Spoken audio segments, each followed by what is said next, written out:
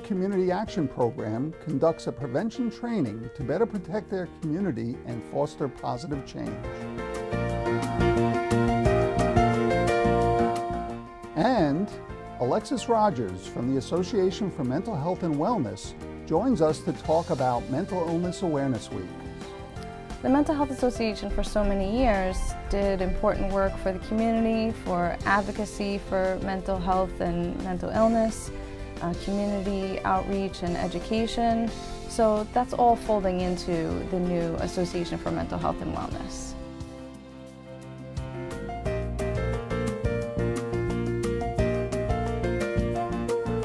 And we revisit the archive segment on Clubhouse of Suffolk.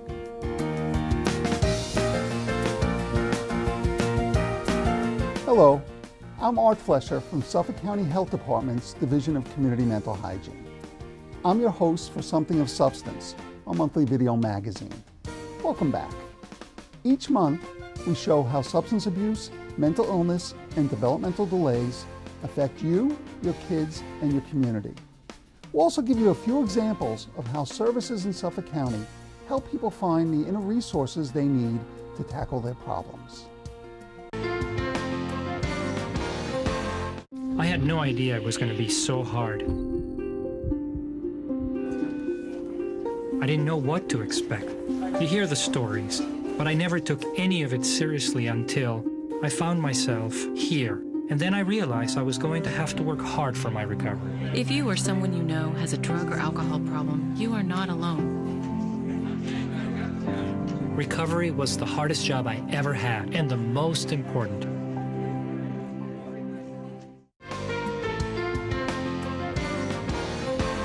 The Riverhead Community Action Program, or CAP, has been a staple in the Riverhead community for over 30 years. They're a community coalition that focuses on alcohol and substance abuse prevention counseling programs. Recently, they held a prevention training on implementing environmental strategies with the aim of bringing about sustainable changes in the community. Today's webinar came about as a result of a year-long project with the Prevention Resource Center and Dr. Harold Holder, who is from the Pacific Institute for Research and Evaluation. He is a scientist, and his work involves underage drinking and data, and how to use data to reduce underage drinking in communities. Well, underage drinking is a problem all over. Do we have it in the town of Riverhead? Yes, we do. Accidents.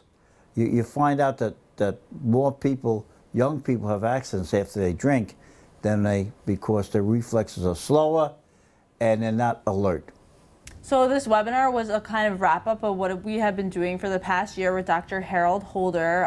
It's part of our grant that we were awarded to implement environmental strategies into the Riverhead community to reduce substance abuse among our youth. I was one of the founding members of Community Awareness Program, and we formulated it after there was this big headline in the paper that there was a drug problem in Riverhead. And so a number of individuals came together, and we decided that it was too large of a group to work on the problem. So several of us got together, and we formed the Community Awareness Program. And we worked on the program for a number of years, trying to do the various trainings and things that we had decided. And then we decided it was too big for us to do that and do our own work at our own jobs too. So we decided to get a director of the program and have the program become its own entity. Well, our organization, Riverhead Community Awareness Program, has been around for over 30 years, and we've mostly focused our interventions and programs and prevention strategies on school-based programs. We do a 2-year life skills program for 4th and 5th and 6th graders at Pulaski Street School. We have social workers in 3 of the schools in the Riverhead School District, and they provide prevention counseling as well as other prevention programs. But since 2006, we were prodded by New York State OASIS to go back to the coalition model. And in 2013, we received a Drug-Free Communities grant on behalf of our community coalition. So the coalition is now focusing on the environmental strategies in the community at large, and not just programs. We're trying to make long-term sustainable changes. So environmental strategies are system-based approaches that actually change the environment of the community. So for example, policies are very effective environmental strategies. Say there's youth that are drinking on a public beach. If we enforce a strategy that restricts alcohol on these beaches, we're taking the alcohol out of the equation. So then these are evidence-based strategies that are proven more effective in public health. Well, it's important for me to attend this meeting because I want to find out and I want to try to stop the children in the town of Riverhead from drinking or using alcohol or smoking. So this coalition meeting, which I belong to, is very important in giving us information. It gave us information about when we approve fairs, that we should start now having the fair check on age of children or adults when they start drinking. Well, I think the most important thing with youth is that we need to, take into consideration their opinions, their factors, what they want to do, so that we can implement strategies that are fun for them and that reduce access to alcohol at the same time. Well, I was one of the founding members of CAP. When I was a police officer. I was a police officer 20 years in this town. I've seen a lot of accidents with underage children drinking, the deaths that happen, the serious injuries that happen, and the fights that they get into after they start drinking. You pump yourself up. Alcohol pumps you up that you can beat anybody, and so you get in more fights. So these are the things that we're trying to stop.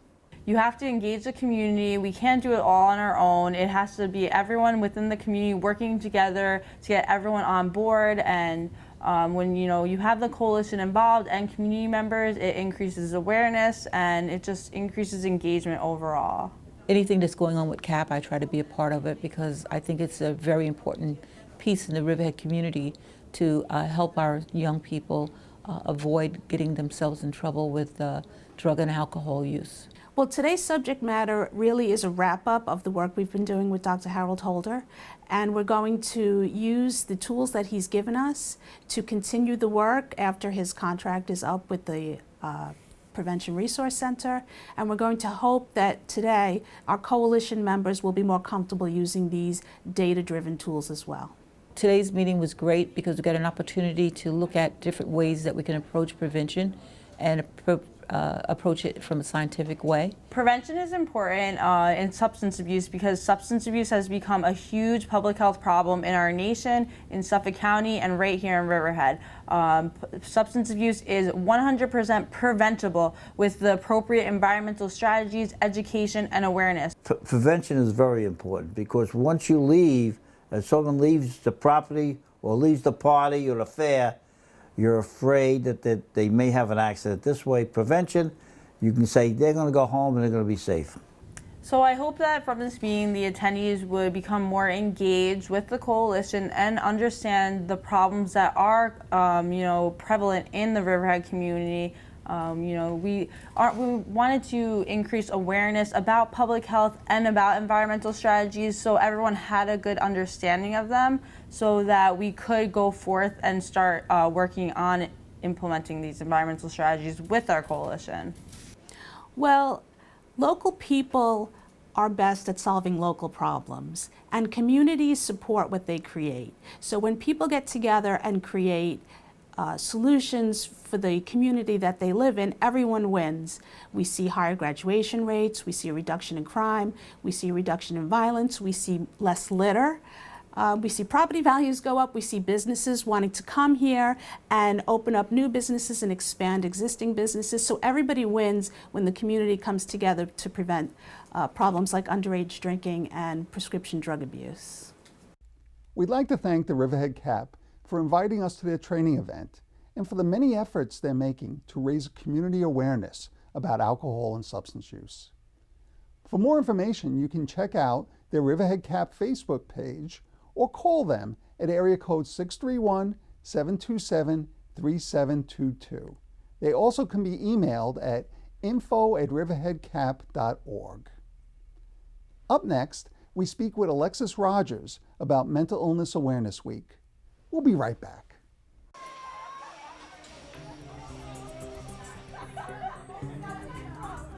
They'll be fine, I hope. What if you could prevent a young person from getting hurt or killed? What should I do?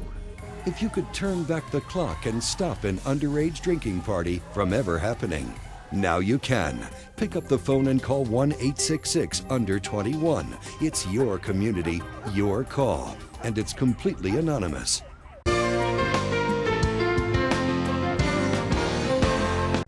Alexis Rodgers is the coordinator of community outreach and education at the Association for Mental Health and Wellness.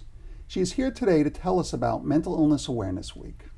Alexis, thanks so much for joining us. Thanks for having me, Art. Great. I guess first off, we should talk about the fact that the Mental Health Association has experienced some changes. Can you tell us about that? We have. Actually, we are now a new agency. We have merged with Clubhouse of Suffolk and Suffolk County United Veterans, and we are now the Association for Mental Health and Wellness. Great. And how do you see the Mental Health Association portion fitting in with all this? The Mental Health Association for so many years did important work for the community, for advocacy for mental health and mental illness, community outreach and education. So that's all folding into the new Association for Mental Health and Wellness. And I imagine it provides greater support having a larger organization. It does. So it must be pretty exciting for everybody. It is exciting. Great. Obviously, for years, Clubhouse of Suffolk had Mental Illness Awareness Day, and that was a huge success. I've been to several of the conferences, and there would be 500 or 600 people, usually a celebrity presenter as well as workshops. Last year, things changed. What was the thinking behind that decision? I think for a long time, it was a success, but we were preaching to the choir, really. We were talking to professionals, and so we really wanted to get out into the community and engage our community members about mental illness and about mental health. And now it's a week, so that's another part of it, is that obviously you can do a lot more activities and create a lot more awareness by extending it as compared to one day. Yeah, we had last year, I think we had over 35 events, really engaging all of our community members, getting different partnerships, really talking about stigma, anti-stigma, and really dispelling some myths about mental illness. That's great. And can you talk about some of the events maybe that happened last year and then where we're going this year? Last year we had some really great events. We had some yoga events, some health nutrition events, talking about nutrition and mental illness and mental health and wellness. We had some community conversations, some depression screenings, some film screenings, creative explorations, and creative art shows. So we're building on that this year. We're having many of those same events that we had last year, but also some new events. We are really excited to be able to collaborate with the Mental Health Association of Nassau County. So we're trying to expand Mental Illness Awareness Week, not just in Suffolk, but across to Nassau too. So we're going to be having some bi-county events as well, which is really exciting. So we're really hoping to really expand the conversation this year. That is exciting because obviously it's a region. And although the counties are separated at a border, it's an invisible border. And the issues that exist in Nassau are very similar to the issues that exist here. And the island is just so large. Some people may be able to better access some of the activities if they're in Western Suffolk to be able to get to Nassau rather than the expansive parts of Suffolk County. I understand one of the kickoff events is a kind of town meeting. Can you tell me about that? We are having a kickoff event on Monday, October 6th. It is a town meeting about mental illness, so we're going to have a panel with some really extraordinary professionals, and it's really an opportunity for the community members to come and talk and ask questions. It's ask questions and exploring new solutions about mental illness. So we're really excited. It's going to be taking place at the Huntington Hilton on Monday the 6th. Wow, that's great. And it sounds like there's a lot of creativity in a lot of these activities.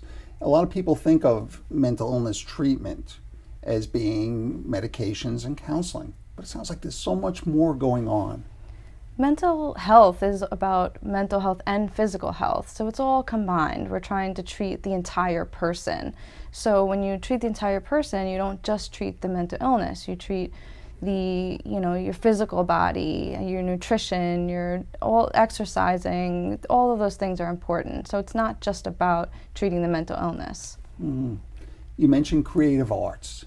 How does that come into play? Such as, I imagine you're talking about writing and drawing and painting and a variety of things, sculpting perhaps. We have Creative Explorations did a piece last year, and they're going to do another piece this year, and really people being able to talk about their history and their journey through creative ways, like you said, drawing and arts, and really be able to put a way for people to understand where their journey has taken them. Mm. And I know because I receive mailings from that group of really, and they're all volunteers. They're just people who use their creative outlets as part of their recovery. And they do amazing things. And what really impresses me is the enthusiasm they have behind that. Yeah, they have a great time. And it's really, they've done other events throughout the year, and I've been to a few, and they're really inspiring and able to really put their voice out there and really explain their journey. Mm. Are there any other activities or interesting film series, or what other things might the general public be interested in going to or being involved with? We are having a few film showings. Stony Brook University is showing Here One Day, which is a documentary. The filmmaker will be there to answer some questions and have a discussion about the film after the showing, which we're really excited about. We are also doing 2 trainings, one in Nassau and one in Suffolk, for youth mental health first aid, which is a really great 8-hour certification, which we're really excited to do in both Nassau and Suffolk, in case people won't be able to make it to one or the other. So. Okay. And mental health youth first aid is similar to the adult program, but gears more around identifying youth? Identifying youth ages 13 to 18. We do briefly speak about the emerging adult, but it's focused around adolescents, typical, non-typical behavior, talking about risk factors, and really understanding mental illness and what to do and how to engage someone who may be having a crisis. Alexis, it sounds like a great week that's coming up. How might people learn more about Mental Illness Awareness Week? We've been having a large social media campaign, so people can check us out on Facebook or on Twitter. Also, they can give us a call at our office at 631-226-3900, get any information about our events, or visit us at www.mha.org. Sounds great, and it sounds to me like there are even going to be more people involved this year than last. I hope so. Great. Thank you so much for joining us today. Thank you. For more information, please call the Association of Mental Health and Wellness at area code 631-226-3900 or email them at info@mhasuffolk.org. Up next, we revisit the archive segment on Clubhouse of Suffolk. Stay tuned.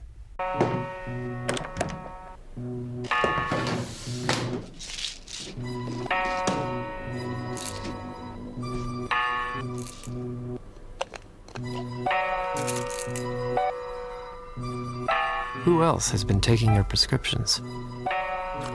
Keep your medicine and your family safe and secure.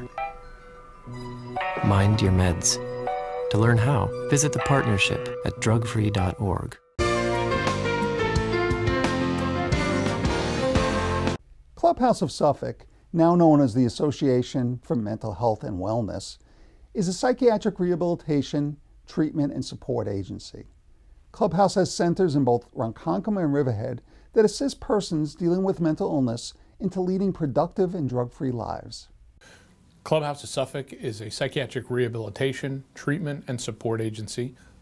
Our mission is to help people who have been affected by psychiatric disabilities to lead productive, satisfying, addiction-free, and healthy lives of their choosing. We have people who've come here because they've been diagnosed with either depression or another one of your standard mental illnesses, depression, bipolar disorder, schizophrenia, people who have what's known as a dual diagnosis, a mental illness and a substance abuse problem. The Clubhouse helped me a lot. And they make sure that when at my home that I get my medication on time. Right now I'm feeling great. Clubhouse has helped me a lot. They've helped me go through the loss of my husband, a loss of a friend who was also a member here. And they gave me something to look forward to, a place to come every day, 5 days a week. Clubhouse had helped me to be more social, more assertive. It's given me confidence in myself. When you speak, other people will understand that, will get that, will understand it. Both your fellow members and the practitioners here are really wonderful. As the Director of Special Projects at Clubhouse, I oversee all of our new initiatives, which includes our food pantry, our wellness program, smoking cessation program. Here at Clubhouse, my role is to connect our constituents, our members, to jobs that are suitable for their skills, their interest level. Right now I work in the kitchen.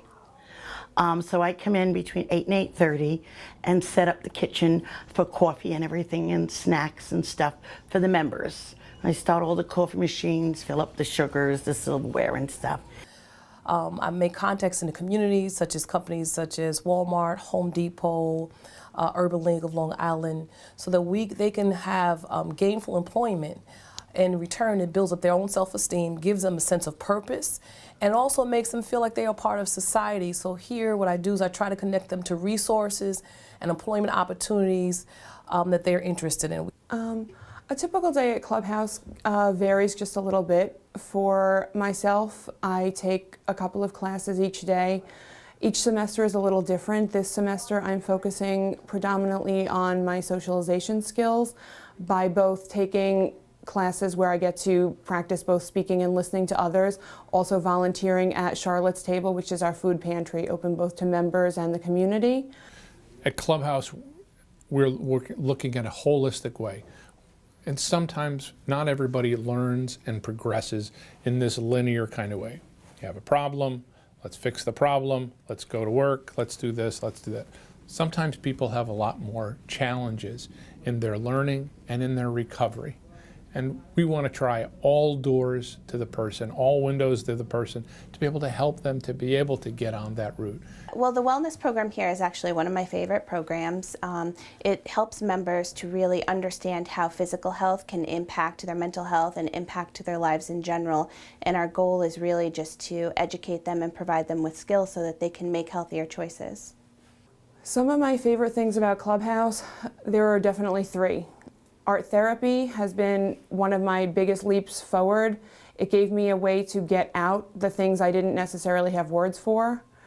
Through prose, we've been able to expand the types of classes we offer. Prose basically changed our licensure from just strictly psychiatric rehab classes to expand it, to allow for more holistic things like Reiki, the spirituality type classes that has really helped me to open up. And also the fact that leadership here runs both top down and bottom up. That we have a meeting once a week with Sally where members offer their opinions and can talk about what's working and what's not. And for some people who are, particularly people who are living with difficult issues, sometimes trauma issues, to be able to introduce other pathways, to open other pathways to recovery. And sometimes music, art and creative arts, exercise using the physical self, meditation. There's hundreds of other ways that help people to be able to feel better, to manage their kinds of symptoms, and to be able to organize themselves toward those particular goals. So we're open to all kinds of pathways. I've taken assertiveness classes here and also the dancing classes because we perform in front of people. So that helps me to give me more confidence. And just working at the job helps my confidence level. We have such a diversified population here and so many skills that they have. So my job is to try to make a good match between them and the employer and them as an employee, and to provide great opportunities for them that they can basically have a good career in. People who have just come to the place in their life where they realize I'm not managing well and I need help. The use of peers in this program has been really phenomenal because they're able to connect with members. They understand their struggles. They understand the impact that mental health symptoms can have on even their ability to follow through with doctor recommendations and nutrition and stuff. And they're really able to connect with our members and help them. And they're also great role models because they've made some improvements in their life and they're addressing their own wellness. And members get to see that and say, oh, that's something I could do too. People come any number of times in a week. Generally, people are here between 2 and 4 times a week. In that time, they can have, they pick the course of classes, of group experiences that help them to be able to focus on the goals that they want, in addition to meeting with an advisor, a psychiatric rehabilitation trained staff member. The Clubhouse helped me in so many ways. I'm going back to school, BOCES. I'm going to get my high school diploma. Clubhouse is an important facility for the people that suffer with mental illness. It helps them to feel that they're not alone.